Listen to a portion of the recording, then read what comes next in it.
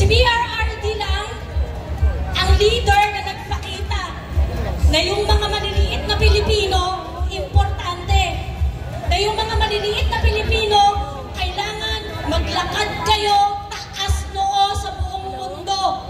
Sa panahon lang ni PRRD, doon lang namin naranasan yun. At kayong mga kapulisan, alam namin, ramdam na ramdam ninyo, nagkaroon kayo ng dignidad dahil sa tatay namin. Bayaran kayo! Sa totoo lang po, ngayon nakarating sa akin ang balita na tinatrabaho kami ng mga law enforcement. Hindi ko alam kung hanggang kailan ako makakapagsalita at ma-articulate ang lahat ng galit ko dito sa mapang-aping gobyernong to. Kanina umaga may press con sila sa Malacanang at ang sabi nila, hindi kayo pwedeng magtipon-tipon para i-articulate ang hatred nyo. Kailan pa kayo nagkaroon ng control sa nararamdaman namin?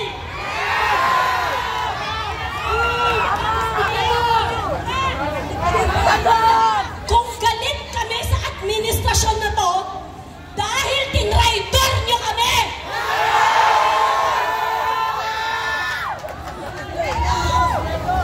Pinagkatiwalaan namin si Bongbong Marcos kasi sinabi mo continuity. Sabi mo itutuloy mo lahat ng proyekto ni PRRD. Sinabi mo na hindi mo siya ibibigay sa ICC. Pero anong ginawa mo? Tinraidor mo kami. Tinraidor mo si PRRD. Tinraidor mo kami mga Pilipino. Kung galit kami sa inyo at kung ang nararamdaman namin ay hatred dito sa gobyernong to, hindi yun kasalanan namin. Ginawa nyo yun, sinaktan nyo kami, tinraidor nyo kami, dapat pinagsisilbihan nyo kami, pero ang ginagawa nyo, inaapi nyo kami ngayon. Mga Pilipino rin po kami, kaming mga Duterte supporters. Pilipino kami! It's time na makinig kayo sa amin. It's time na dapat pagsilbihan nyo kami. At sana nakikita nyo yan kung minumura namin kayo mula ulo hanggang paa dahil yun ang nararamdaman namin sa inyo. Mga magnanakaw kayo, mga putang ina nyo.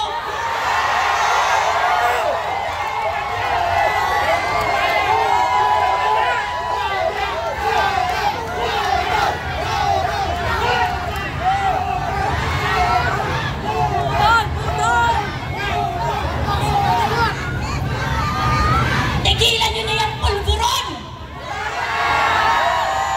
Naka-hold sila! Para makapag-isip kayo ng tama, para maintindihan nyo kami, para gawin ninyo ang sinasabi namin na dapat yung pananagutan sa aming lahat. May kaso sila sa LA! Huwag nyo nang itago yung mga kaplastika ninyo, yung mga sinasabi ninyo na pagsunod ninyo sa batas, wala nang batas-batas.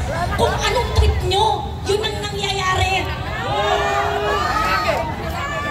May kaso sila! Yung sinasabi ninyo na sinunod nyo ang batas sa pag-aresto kay PRRD, hindi po kami tanga. Matalino kami! Alam po namin ang mga karapatan namin bilang Pilipino. Alam namin kung ano ang karapatan ni PRRD. Hindi siya dapat pinadala sa Hague. Hindi siya dapat pinadala sa ICC. Dahil yung mga pinagtrabahuhan ng mga ninuno nating mga Pilipino, yung pinaglaban natin para magkaroon ng batas dito sa bansang to na dapat nire-respeto ninyo sa ginawa nyo kay PRRD dahil galit lang kayo sa kanya dahil sa politika, kinalimutan nyo yon. At hindi kayo mapapatawad ng sambayan ng Pilipino dahil sa hindi nyo pagrespeto sa pundasyon ng bansang ito, ang ating konstitusyon.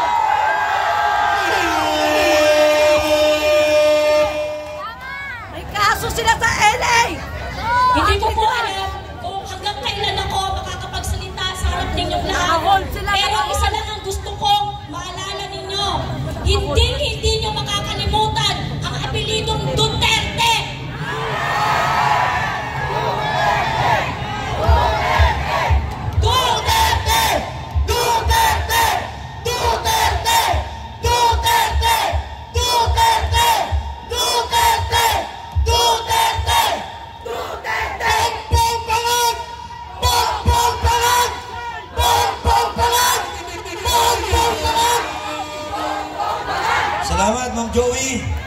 At ngayon naman, bigyan natin ng pagkakataon ang isang retiradong sundalo mula sa Filipino Guerrilla Forces. Palapakan po natin! Okay, maraming salamat! Pwede mo bang medyo atras kayo para hindi mainit? Maluwag ang space, maluwag. Maluwag ang space. Para maganda, pagka medyo maluwag ang space, magandang makinig. Duterte!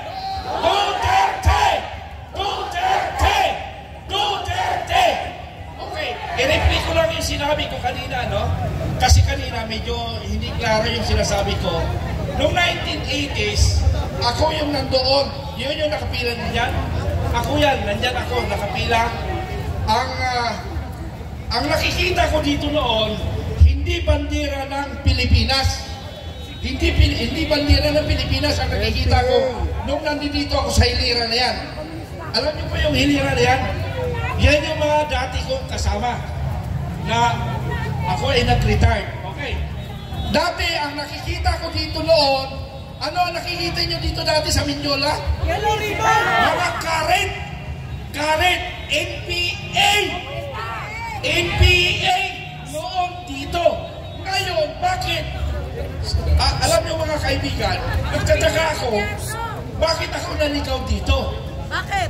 Yung tanong ko bakit ako naligaw dito? Bakit? Dati nandun ako sa hinira na yan. Bakit? Tapos ngayon nagsasalita ako dito laban sa ating gobyerno. Bakit?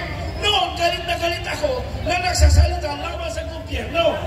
Kasi nung panahon ng Marcos Sr., ang mga makakaliwa ang narito. Ngayon, ang tunay na Pilipino ang narito na nanawagan sa ating Pangulong Marcos Jr. na siya'y bumaba na.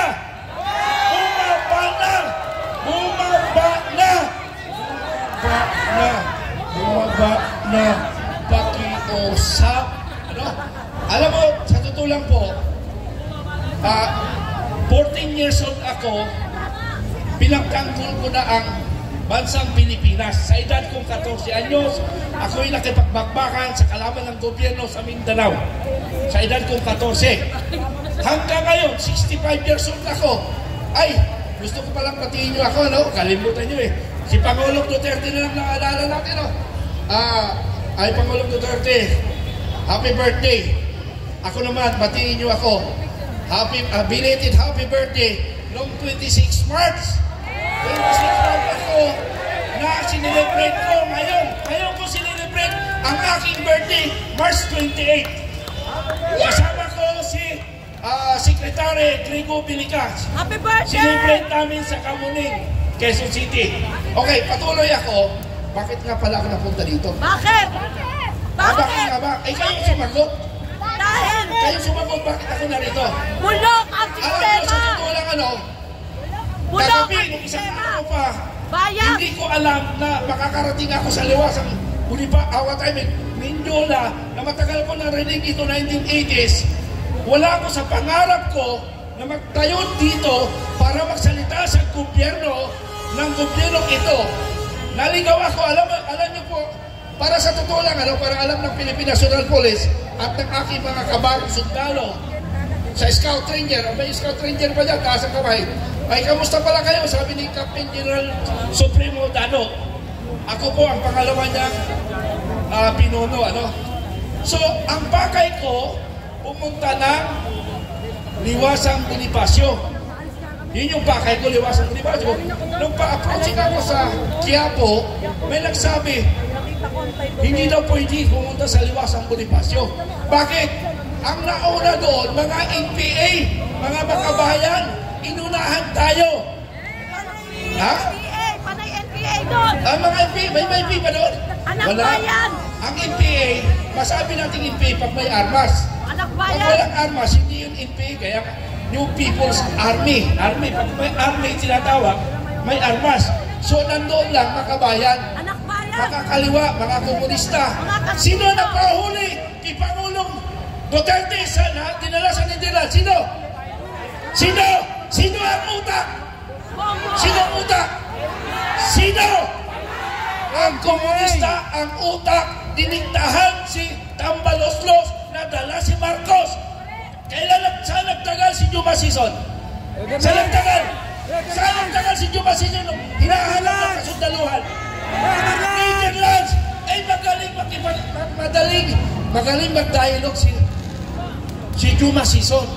So lahat ng naiwan niya doon, sabi ni Juma Sison, bago ako mamatay o mamatay man ako, pangako nyo na si Pangulong Duterte dalhin nyo sa Netherlands. Sino nagdalas sa Netherlands? Ang NPA, komunista ang may gawa na inutusan niya si Marcos. Marcos, bumaba ka na! Marcos, bumaba ka na! Pero pakiusap ko lang may pakiusap lang pala ako. Sana hindi magbumula sa atin ang gulo. We want peace rally. We want prayer rally. Walang magbumula sa atin ang gulo. Mga kabaro ko dati, hindi magbumula sa amin ang gulo. Kasi ang amin ay katahimikan at kapayapaan sa bansang Pilipinas. Okay, hindi maggugulo. Gobyerno, yung intelligence ninyo ang mananagot. Kung may mangyaring gulo sa amin dito, dapat kami ang bantayan ninyo. Kasi kami ang gobyerno. Dapat bantayan nyo kami. Intelligence. Pag may nangyaring gulo dito, kayo ang mananagot. Dahil kami ang pakay namin, ang layunin namin, katahimikan. Ang layunin namin, maging kaibigan namin ang dati kong kabaro. Okay ba, Pilipinas National Police? Huwag kayong tumasang kamay. Delikado. Huwag kayong tumasang. Alam ko ang nasa isip ninyo. Nababasa ko kayo. Kasi galing rin ako dyan. Okay, patuloy tayo. Pero pwede ba? Walang gulong mangyayari. Ano po? Pwede? Pwede! Pwede hanggang linggo tayo dito? Pwede! Pwede! Pwede! Obang mundo! Mag-ako tayo!